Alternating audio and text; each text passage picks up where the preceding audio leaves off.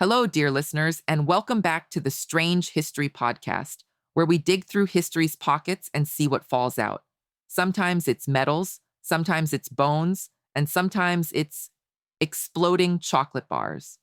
Today, we're heading into World War II, a war that shaped the world, killed millions, and yet somehow managed to give us sword-wielding soldiers, bears carrying ammo, ghost armies made of rubber tanks, and pigeons that saved more lives than radios.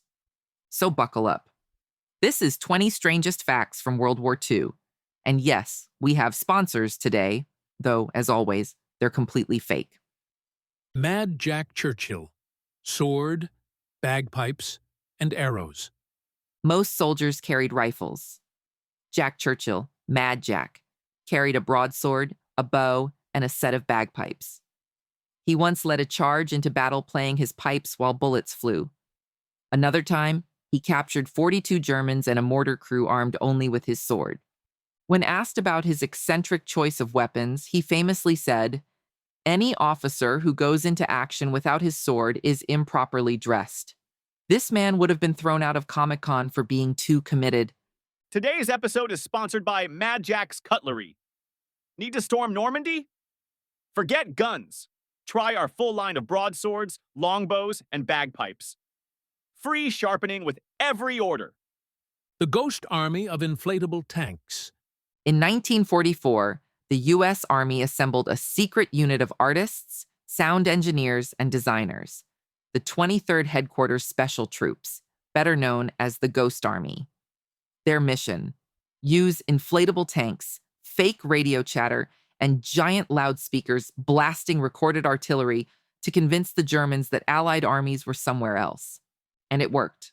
One operation tricked German intelligence into thinking 30,000 troops were massing near the Rhine, when in reality it was 1,000 men with a lot of hot air.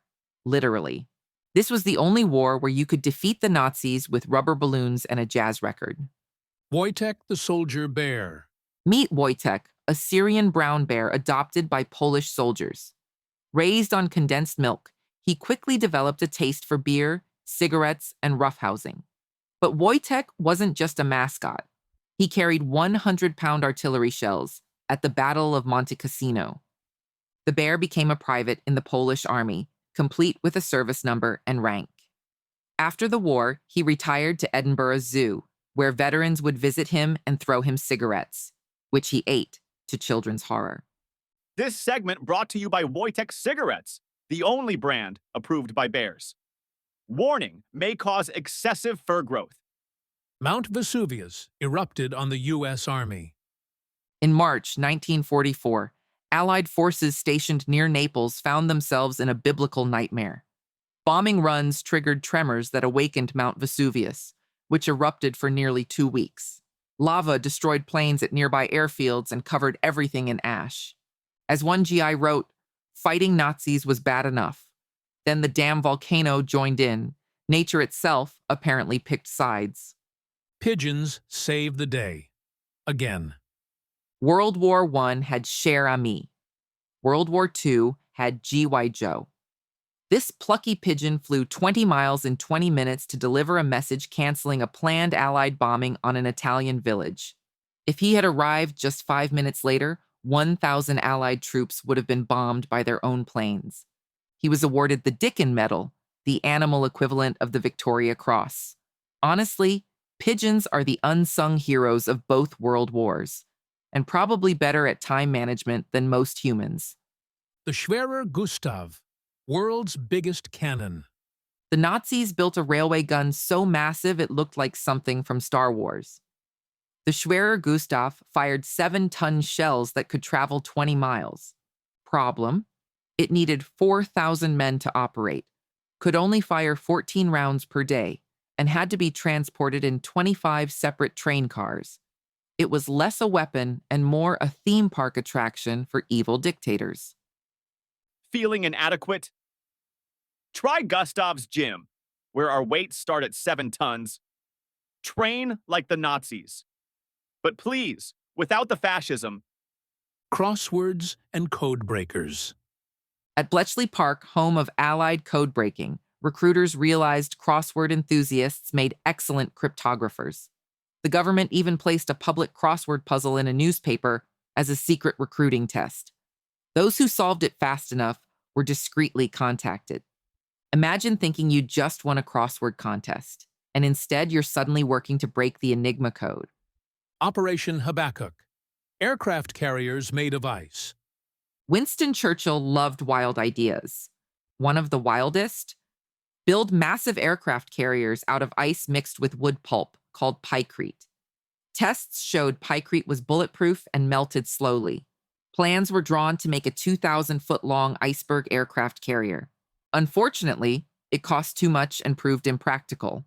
But just imagine, the Allies commanding a floating glacier armed with Spitfires. Virginia Hall and her wooden leg. Virginia Hall, an American spy working for the Allies, had a wooden leg she nicknamed Cuthbert. She organized resistance networks, smuggled information, and even called in airstrikes. At one point, she radioed London, saying, "Cuthbert is giving me trouble, but otherwise I am fine." The Nazis considered her the most dangerous Allied spy. And they were right. She was unstoppable, wooden leg and all. Disney at war. During World War II, Walt Disney Studios was nearly bankrupt. So they cut a deal with the US government to make propaganda films. Donald Duck starred in Der Fuhrer's Face, mocking Hitler.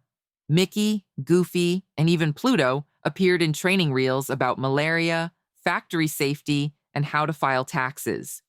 Imagine Goofy teaching you to pay the IRS. Gosh, don't forget your deductions. Hayuk. This episode is brought to you by Disney War Tunes, reminding you to laugh and pay taxes all before bedtime. Operation X-ray. The bat bombs. American scientists seriously tried to weaponize bats. The idea: strap tiny incendiary bombs to bats, release them over Japanese cities, and let them roost in wooden buildings before detonating. In tests, some bats escaped and burned down a U.S. airbase. The project was scrapped, but somewhere in history's filing cabinets is the note, "Bat project canceled due to self-immolation of hangar." Japanese balloon bombs.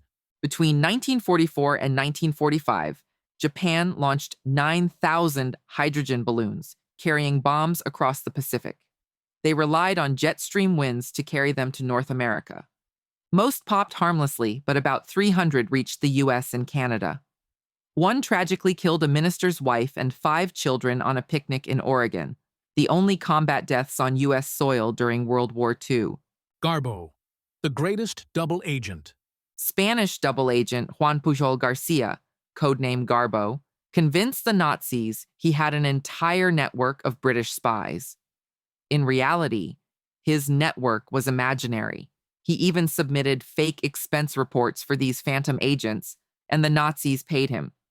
His disinformation was critical to D-Day, as he convinced Hitler the real invasion would be at Calais, not Normandy. Garbo fought the Nazis with imagination and a really good poker face. Japan's last holdouts. The war ended in 1945, but some Japanese soldiers didn't get the memo. Officer Hiroo Onoda hid in the Philippine jungle for 29 years, convinced the war was still on. Locals tried to tell him it was over, but he assumed it was Allied trickery. Finally, in 1974, his former commanding officer traveled to the jungle to personally order him to surrender. Onoda stepped out, uniform still neat, rifle still loaded. This episode is brought to you by Onoda Watches. Never late, never surrender, guaranteed for 29 years in the jungle. Chocolate bombs. The Nazis designed exploding chocolate bars intended to assassinate British officials. When broken, they triggered a small bomb.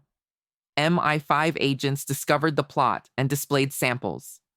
Churchill was shown one and reportedly muttered, "Good God, not chocolate." Imagine surviving the Blitz only to be killed by a Kit Kat. The Yamato battleship. Japan built the Yamato, the largest battleship ever, weighing 72,000 tons and armed with guns the size of small houses. It was a marvel of engineering. at least until aircraft carriers made such ships obsolete. The Yamato spent most of its career hiding before being sunk in 1945. It was basically the military equivalent of buying a sports car right before gas prices skyrocket. Hitler's nephew. Adolf Hitler's nephew, William Patrick Hitler, moved to the U.S. and enlisted in the Navy in 1944. Yes, while Uncle Adolf was ranting in Berlin, his nephew was wearing an American uniform. After the war, he changed his name and lived quietly on Long Island. Imagine family reunions at the Hitler house. "So, Billy, what have you been up to?" "Oh, just fighting Nazis." The Phantom of Stalingrad. Vasily Zaitsev, a Soviet sniper, became a hero during the Battle of Stalingrad with 225 confirmed kills. Soviet propaganda turned him into a symbol of defiance, sparking stories of epic sniper duels with German sharpshooters. Whether all the stories are true or not, Zaitsev became the Phantom of Stalingrad, a living ghost haunting German troops. Phantom armies and wooden guns. Just like in World War I, both sides used decoys. The British built fake airfields complete with wooden planes. Germans bombed them, sometimes multiple times, never realizing they were hitting plywood. Allied troops nicknamed them shadow squadrons. Entire campaigns were fought against firewood and paint. Exploding volcanoes of Strange. By the end of World War II, soldiers had seen everything: bears as comrades, pigeons saving lives, and Disney cartoons telling them to file taxes. But perhaps the strangest fact of all is how many soldiers later admitted the bizarre moments, the fake tanks, the beer-loving bear, the ghost armies, were what kept them sane. Because sometimes the only way to survive horror is with absurdity. And there you have it, 20 of the strangest, funniest, and most absurd true stories from World War II.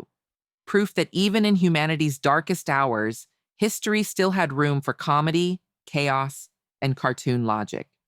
This episode was brought to you by Exploding Chocolate, Mad Jack's Cutlery, and Onida Watches. Remember, folks, strange history never surrenders.